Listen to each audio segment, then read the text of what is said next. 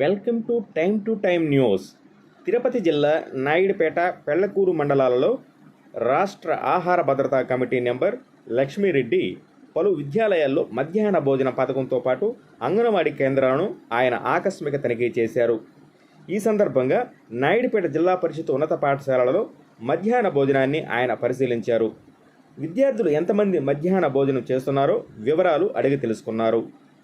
మధ్యాహ్న భోజనాన్ని రుచి చూసి సాంబార్ సరిగా చేయాలని వంట వారికి సూచించారు. మధ్యాహ్న భోజనానికి గుడ్లు సప్లై చేసే కాంట్రాక్టర్ 4 రకాల స్టాంపులు గుడ్లు సప్లై చేయవలసి ఉండగా ఒకే స్టాంపు గుడ్లపై సప్లై చేస్తున్నట్లు వారు గుర్తించారు.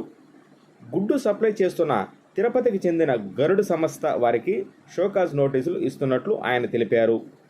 అనంతరం స్టాక్ రూమ్ను పరిశీలించారు.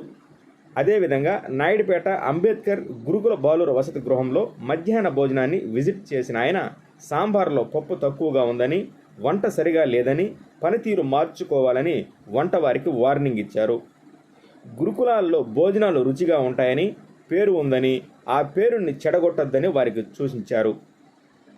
విద్యార్థులకు నాణ్యమైన పోషకాహారాలతో కూడిన ఆహారాన్ని అందించాలని అధికారులకు ఆయన సూచించారు. ఈ కార్యక్రమంలో PSO Seshagirirao, civil supply DM Balakrishna, legal metrology అధికారి Mastanaiah, assistant director Ramanarao, ICDS అధికారి వసంతబాయ్ తదితరులు ఉన్నారు.